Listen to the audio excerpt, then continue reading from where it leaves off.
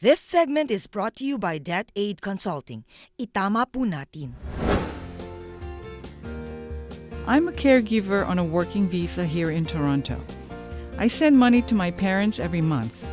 Lately, everyone in my family has been asking for money. I'm making very little and have maxed out my credit cards from cash advances. I am worried that I will not be able to pay my $15,000 debt by the time I return to the Philippines when my working visa expires. Can you help me?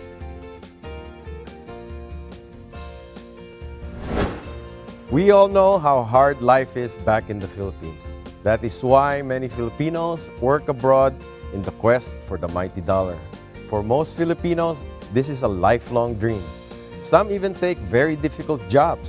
Whatever the reason may be, the most common understanding is that it is good to earn in dollars.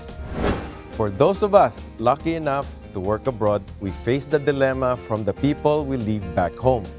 The dilemma of remitting money and having sufficient money to meet our cost of living. Parents, siblings, uncles, aunts, all expect us to remit money. Lagi ko pong tanong, why do you have to send money to all of them? Mostly, they feel obligated. This is understandable to send money to parents, but to siblings with their own families, as cruel as it may sound, if we don't change the way we think, we are on our way to being buried in debt faster than we think. Example po, someone who is taking home $1,000 a month. Tanggalin niyo po yung rent, entertainment, groceries and personal, telephone, and money to the Philippines. Okay, ang total po ay $960. Okay, pag tinanggal niyo po yan doon sa 1,000 niya, ang matitira sa kanya $40. Mas malaki pa po yung mapupunta sa Philippines kesa sa matitira doon sa taong nakatira dito. Kawawa naman po siya. In most cases, workers here cannot make money fast enough to send to all the relatives asking for money, as they also need to pay for the cost of living here. In an effort to please everybody, a worker will make cash advances from their credit cards to remit the money. The interests on these cash outs are very, very expensive. This is my advice. Prioritize your responsibilities with what income you have. You actually do not have the responsibility towards other relatives except for your parents and or your own children.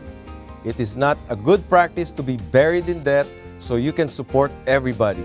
You also have to think of your financial needs for the present and the long term.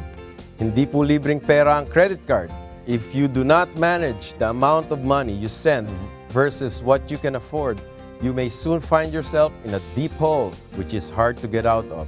Kung kayo po ay nakabaon na sa utang, I can match you with the best program that best fits your problem, making your payments affordable and shorter.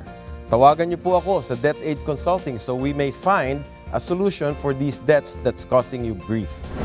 Ben Lu at your service. I have 29 years of real financial experience. If you would like sound financial advice, call me at Debt Aid Consulting. We are incorporated in US and Canada. Tawag na po sa 1-888-341-5234 at tutulungan po namin kayo. Itama po natin ang mali. This segment was brought to you by Debt Aid Consulting. Itama po natin.